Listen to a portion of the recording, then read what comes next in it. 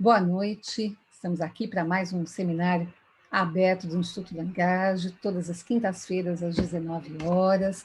Hoje nós temos a presença de Betânia Parisi, professora da UFMG, da Faculdade de Música, que vai falar para a gente sobre música e desenvolvimento humano, o que dizem as pesquisas.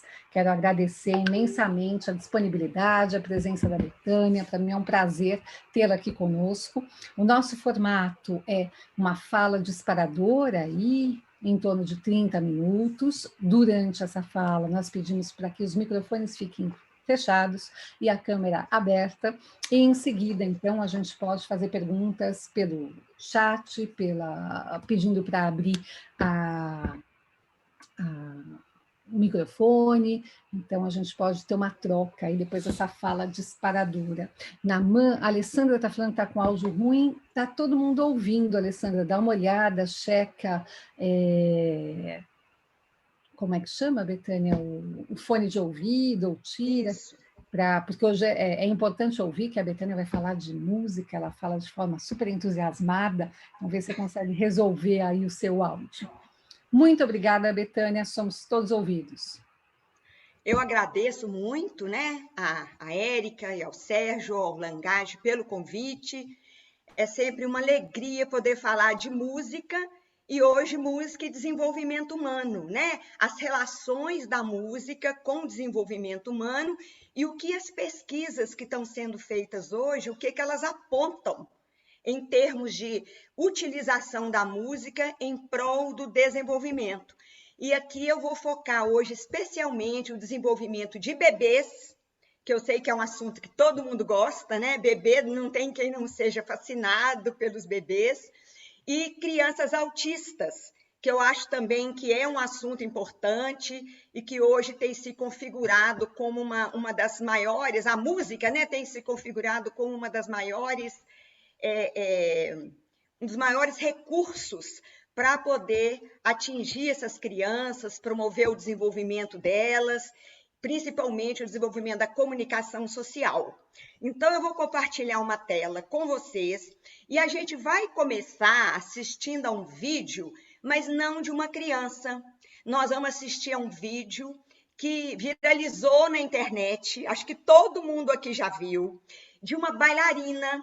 Essa bailarina, uma bailarina espanhola com Alzheimer, ela morreu, ela faleceu logo depois do vídeo, e que ela escuta o Cisne, né, do Tchaikovsky, ela completamente demente, escuta e começa a dançar a coreografia que ela tinha dançado há 70 anos antes no balé de Nova York. Então, eu acho que esse vídeo vai dar assim, muita inspiração para a gente continuar conversando. Então, vamos começar assistindo a esse vídeo. Compartilhar aqui com vocês a tela.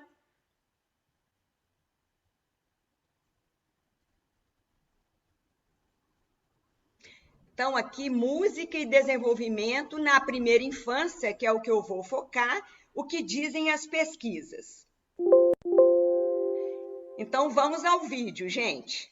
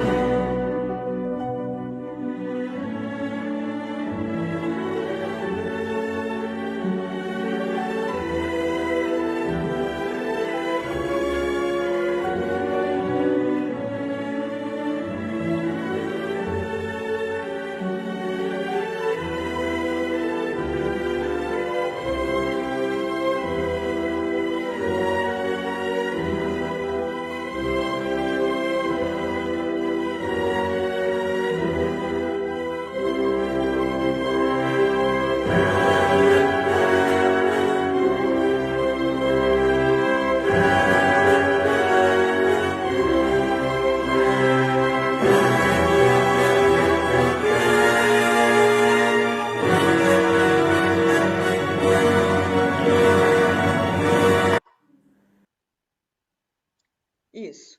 Então, o que será que aconteceu com essa pessoa, né? Chama Marta Gonzalez, uma bailarina já com Alzheimer, demente, ao ouvir o Cisne do Tchaikovsky. O que a ciência pode falar sobre isso, né? Sobre essa dimensão de mobilização que a música causou nessa pessoa. A neurociência tem estudado muito esse assunto, gente. A música é um dos principais recursos da neurociência para a compreensão do cérebro humano, né? Então, a música tem sido usada como uma ferramenta para que se compreenda o cérebro humano. E essa bailarina, nesse momento aí, o que os neurocientistas falam é que ela teve a ativação de uma das principais funções cognitivas, que é a memória. Então, a música ativou a memória remota dessa bailarina, né? Então, ela teve assim um lampejo de lucidez, né? Uma ilha de lucidez naquele mar de demência, e essa memória ativou reações motoras que desencadearam aqueles gestos lindos que ela fez, expressivos. Ela fez exatamente, gente, os gestos da coreografia clássica do Lago do Cisne, tanto que eles colocaram o vídeo, né, de uma bailarina, não é ela que está dançando, mas é a mesma sequência coreográfica.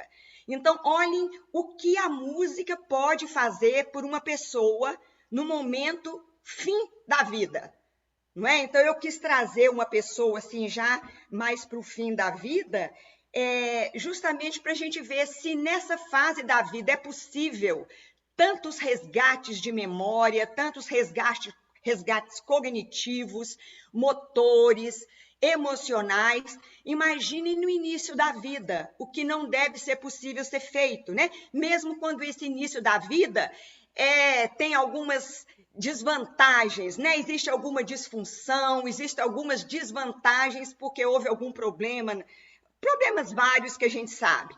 Então, o que eu vou apresentar para vocês aqui é justamente isso. Como que a música pode atuar em prol do desenvolvimento humano, principalmente seguindo duas vias. A via pedagógica, que são técnicas da educação musical, então um viés pedagógico, e a via terapêutica, que utiliza técnicas da musicoterapia. Então, a primeira pesquisa que eu vou mostrar para vocês foi uma pesquisa que nós realizamos no Hospital das Clínicas, no ambulatório Criar, onde eu conheci a Érica. Isso no 2010 que a gente começou, né?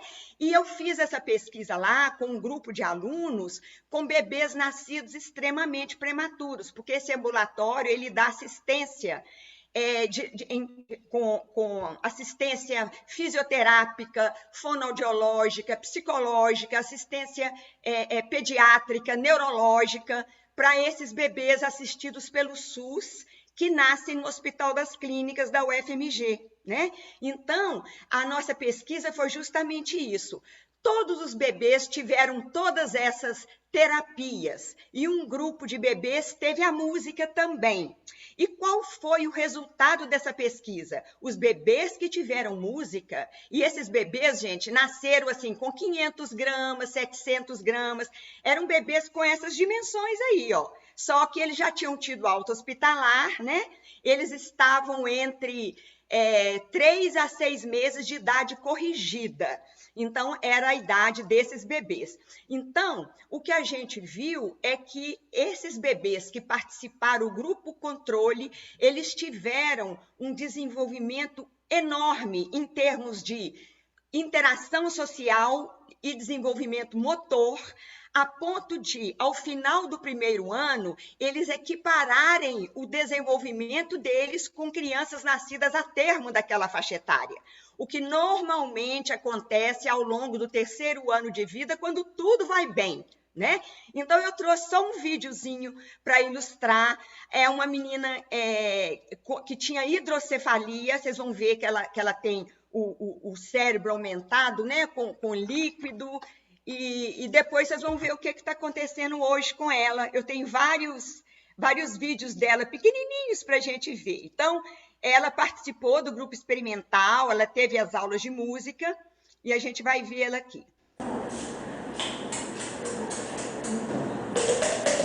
Observe a hidrocefalia.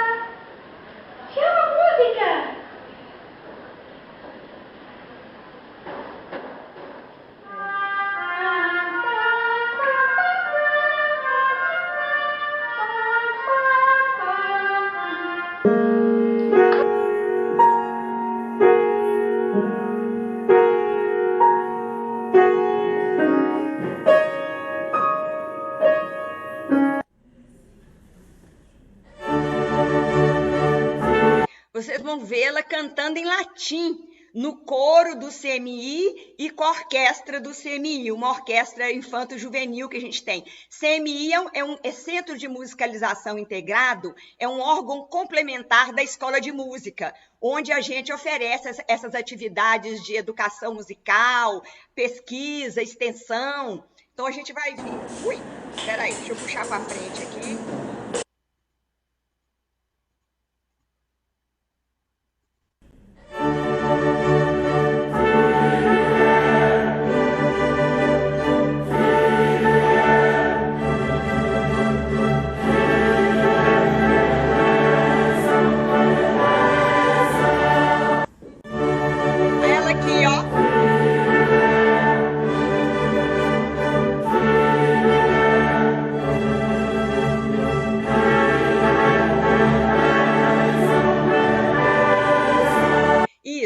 E da gente pensar, gente, essa menina nasceu com 700 gramas, 27 semanas de gestação. Então, é uma glória, né? A gente acompanhar e ver assim, o sucesso, como a vida dela, a qualidade de vida, o desenvolvimento humano, né? Foi acelerado, foi potencializado também pela atividade musical, né? Além de todos os cuidados que ela teve.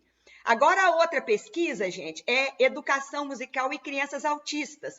Foi uma pesquisa de doutorado que eu orientei, a Érica também orientou esse nosso aluno, e teve também um outro orientador lá, um colega meu da escola, o Renato Sampaio, em que havia um grupo de crianças autistas de 3 e 4 anos que fizeram aulas de música durante um tempo, e o desenvolvimento deles, tanto o desenvolvimento da interação social quanto musical, foi avaliado no início e no final. E aí vocês vão ver as primeiras aulas e as últimas aulas, para vocês verem o que aconteceu com essas crianças. A maioria, eles eram autistas não verbais ou tinham um nível de comunicação verbal muito precário. Então, aqui vocês vão ver a primeira cena, a aula 1 e a aula 15.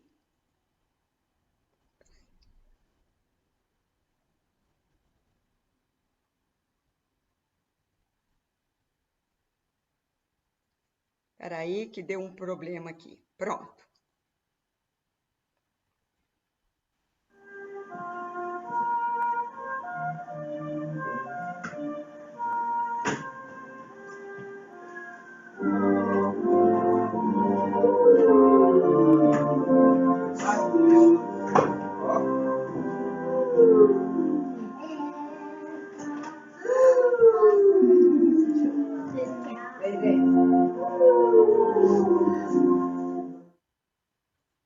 Observem o orgulho da mãe, que na primeira sessão estava ali completamente desesperada, porque o filho queria fugir da sala todo o tempo. Olhem a mãe agora.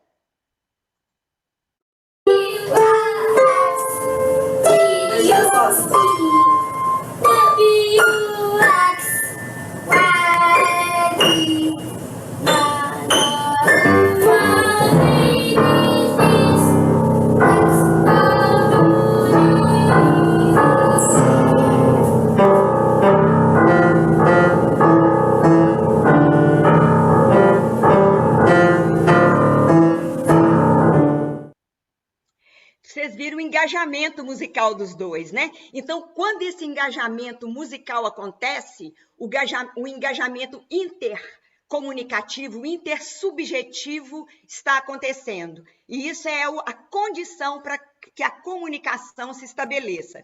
Aqui uma outra criança também gritava na primeira aula.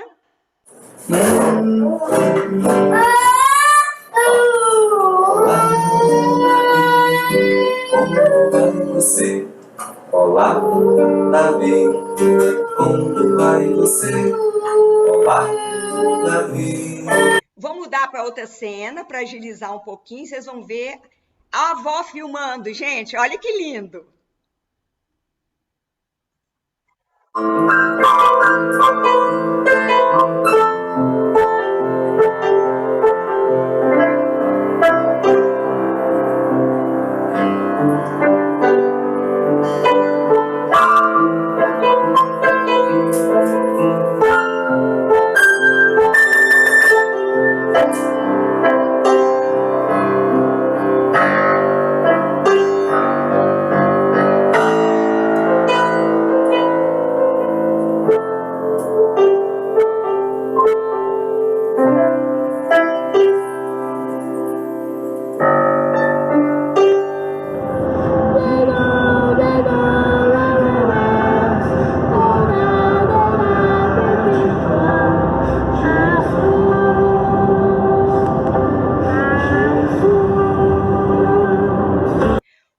Mandou o vídeo, acabou a aula, a criança foi cantando a música para casa, aquela criança que estava gritando, tampando o ouvido na primeira aula, né? Então, é muito emocionante a gente ver isso. E agora, a última pesquisa que eu vou mostrar é uma pesquisa que já usa os instrumentos terapêuticos, né, da musicoterapia, que teve a mesma metodologia, né? Crianças foram submetidas a sessões de musicoterapia e foram avaliados o grupo que não participou das sessões e comparado com o grupo experimental que participou. Então, eu trouxe os vídeos para vocês verem a sessão inicial de uma criança e a sessão final. Aqui não tem engajamento, não tem muita exploração musical. Então, vocês vão ver que fica o menino para um lado e a terapeuta para o outro.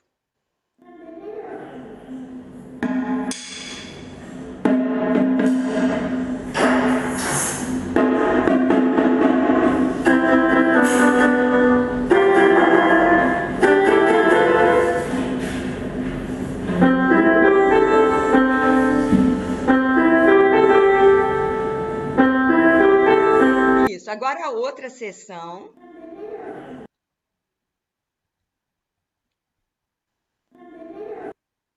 Vocês vão ver que já tem um engajamento musical, eles fazem pergunta e resposta, troca de turnos, o menino cria uma variação para o texto que ele está cantando, ele inventa lá uma variação rítmica. É pá, pá, pá, pá, pá, pá, pá, pá, pá, pá. Ele estava falando lá, vó, vó, vó, vó, vó, falando o nome de pessoas, e ele começa a inventar, ele extrapola, ele começa a criar musicalmente, completamente engajado com a terapeuta.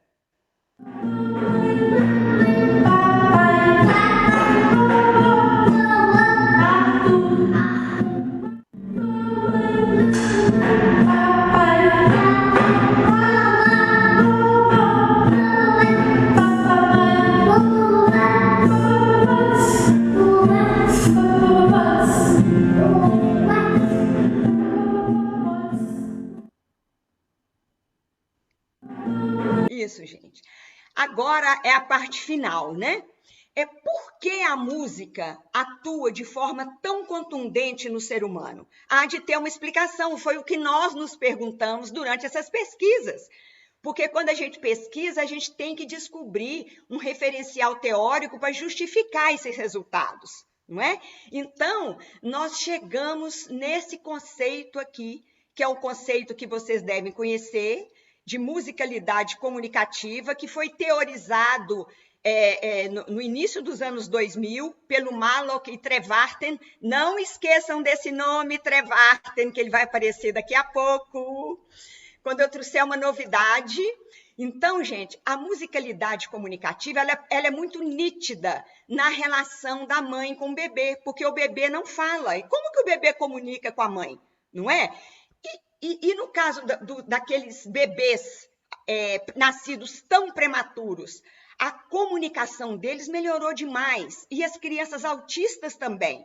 Então, vamos observar aqui o que acontece quando uma mãe interage com um bebê. Vocês já estão careca de saber? Ei, vamos conversar? Vamos. Vamos conversar com a mamãe?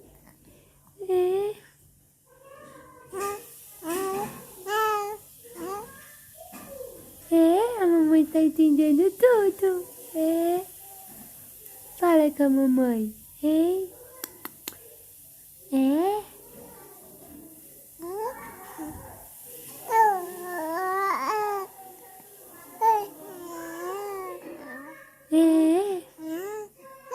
Vocês estão observando os movimentos de boca, movimentos do membro superior, os silêncios, os sorrisos, tudo isso, gente, faz parte da musicalidade comunicativa, não é? O gesto não é só o som, é toda a dinâmica comunicativa que prescinde da palavra, não precisa de ter palavra. A mãe não está falando nada com o bebê, não é? Olha aqui, a mãe, essa musicalidade comunicativa é a base da comunicação humana e pode ser percebida muito cedo nessa relação, né, da mãe com o bebê. A dimensão semântica da palavra não tem importância. Ela podia estar falando que o bebê era horroroso. Ai, que horroroso, que feio, que chato. Mas o bebê está delirando com ela, não é? Por causa da musicalidade da fala, dessa dimensão expressiva dos sons e dos gestos, desse uso, né, expressivo da voz e da gestualidade. Então, os gestos e as sonoridades, a carga afetiva compartilhada nessa interação é que é importante. Então, mães e bebês, eles captam e oferecem pistas dos seus estados internos, permitindo que suas subjetividades sejam compartilhadas, não é? Então, essa dimensão do compartilhamento da subjetividade é que é muito importante. Então, gente, se esse engajamento, ele é anterior à linguagem. O bebê e a mãe compartilham lá suas conversas sem a palavra, sem essa dimensão simbólica da palavra. Mas, se esse engajamento é comprometido ao longo do desenvolvimento, como é o caso das crianças autistas, né? A música se torna um recurso importante para permitir que se aflore essa musicalidade. E no aflorar essa musicalidade, esse engajamento comunicativo é reconstruído, inclusive com crianças autistas. Não é? Vocês viram o que aconteceu ali, mas nós ainda nos perguntamos. A música abre, então, canais de comunicação. Então, da mesma forma que acontece na relação entre mães e bebês, é necessário que sejam compartilhadas entre o educador ou o profissional, o musicoterapeuta e o autista, a reciprocidade, a empatia e a confiança. Eles, autista e professor, e autista e terapeuta, eles passam a ser parceiros musicais nessa relação recíproca e prazerosa, numa relação intersubjetiva que não precisa da palavra. Aliás, nem pode ter a palavra, porque o bebê não fala e o autista não verbal também não. Então, é isso que a música promove, mas a gente vai mais além. Por que isso acontece? Por que essa musicalidade é tão poderosa? Então, agora, as últimas notícias da ciência que eu trago para vocês é uma ciência nova que está surgindo aí, aliás, surgiu também no início dos anos 2000, que chama arqueologia cognitiva. E essa arqueologia cognitiva traz explicações maravilhosas que, por enquanto, estão valendo, né? Porque na ciência as verdades têm um prazo, mas por enquanto está valendo essa daqui, gente. Essa musicalidade nossa, que a gente nasce com ela, que não é talento para música, porque tem muita gente que fala, ai, fulano tem uma musicalidade tão grande. Não é essa musicalidade. Nós estamos falando de uma musicalidade inata que o bebê já nasce, que todos nós nascemos. A do autista, talvez, possivelmente, esteja eclipsada por alguma causa ainda que se estuda aí, né? As causas do autismo. Mas essa musicalidade, gente, hoje é considerada como atávica. Essa musicalidade é um instinto inato, essencial para a vida dos nossos ancestrais hominídeos pré-linguísticos. A Lucy, aquela Lucy que foi encontrada, a Australopiteca, né? A Lucy, há 3.200.000 anos atrás, ela já se comunicava com essa musicalidade com o bando dela, para que eles pudessem sobreviver, reproduzir, unir os grupos sociais, sentir prazer. Então, hoje se sabe que essa musicalidade é um fenômeno biológico e permanece conosco até o fim das nossas vidas. E dá origem às línguas e às músicas, que são fenômenos culturais. A musicalidade não é cultural. Ela é biológica, né? Então, existe a relação evolutiva entre música e linguagem, aponta que a música e a linguagem derivam de uma raiz comum, uma única forma antiga de comunicação. A capacidade para a música está profundamente enraizada na biologia humana, e não apenas na cultura. E só poderíamos ter chegado a esse ponto, gente, por meio de um processo evolutivo. São milhões de anos dessa musicalidade sendo transmitida de geração para geração, até que a gente chegou no Homo sapiens, que transformou isso em palavra e em música. A música aconteceu antes, parece. Parece que outras espécies de Homo já faziam música, mas tudo indica que a palavra é uma prerrogativa do Homo sapiens, e talvez por isso ele tenha sobrevivido enquanto espécie, a única, né, que sobreviveu. Então, gente, o ser humano é um ser musical, e nós herdamos de nossos ancestrais esse desejo tão forte de nos envolvermos com a música. Então, para todo mundo ficar animado e querer saber mais sobre esse assunto, eu trouxe uma surpresa. O Seminário Internacional Desenvolvimento Humano na Primeira Infância, que vai ser feito totalmente online, gente. Está sendo promovido pela Escola de Música da UFMG, com convidados especialíssimos. E esse seminário nós vamos tratar desses assuntos. Como a música pode promover o desenvolvimento humano, com ênfase na criança, na primeira infância, né, de 0 a 5, 6 anos, com abordagens da educação musical e da musicoterapia. Então, só para vocês terem uma ideia do que a gente vai ter, vocês lembram do Trevarten, que eu falei para ninguém esquecer do Trevarten? Olha o Trevarten aqui, ó. Entrevista inédita com o Trevarten no seminário, feita pela Érica. A Érica, o Sérgio e o Teodoro foram lá em Edimburgo, com a maior gentileza, agradecemos aqui publicamente, e gravaram uma entrevista especial para o evento, gente. O único livro do Trevarten em português, O Bebê Nosso Professor, vai ser lançado no seminário.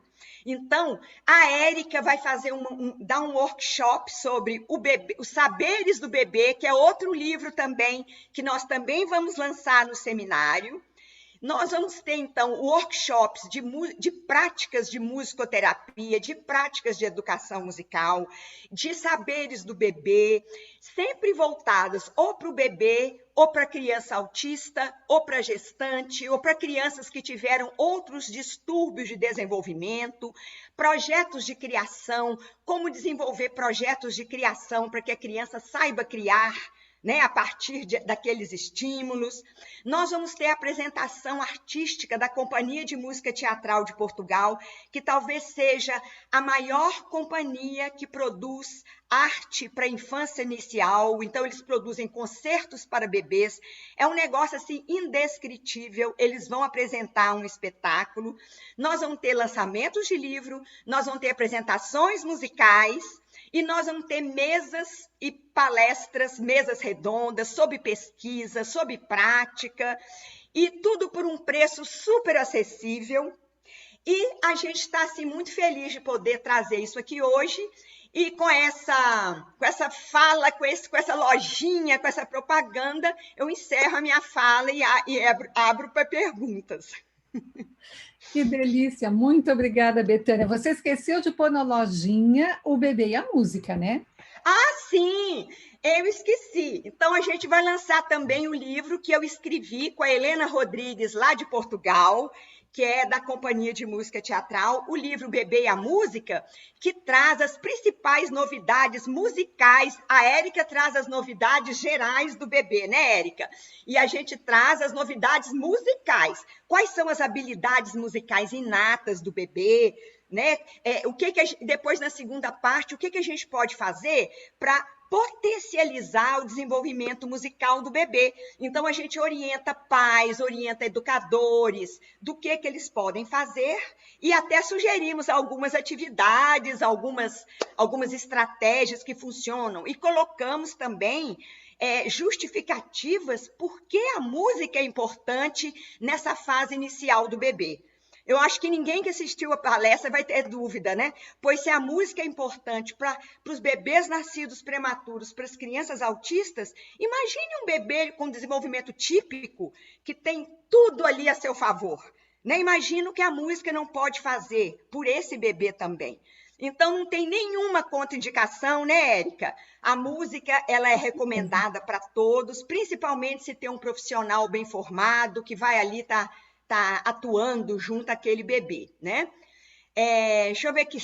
Nós vamos lançar também o livro Piano Brincando, que é um livro meu para crianças pequenininhas de 3, 4, 5 anos aprenderem a tocar piano. Quem quiser aprender a dar aula para criança pequenininha, faça lá o workshop, compre o livro, a outra lojinha. Você está que a boa gente nisso, podia Betânia. lançar toda a coleção do Bebê Sapiens, né, Érica? Com certeza, né? A editora Langage vai estar lá, a gente vai ter uma sala que as editoras vão expor seus livros. A editora UFMG também vai estar lá com os livros voltados para a infância. Então, a gente vai estar com vários livros bacanas. Deixa eu parar de compartilhar a tela, porque está feio demais eu aqui. Isso. Então, Muito obrigada, Betânia. Uma delícia te ouvir, né? Acho que todo mundo gosta de te ouvir.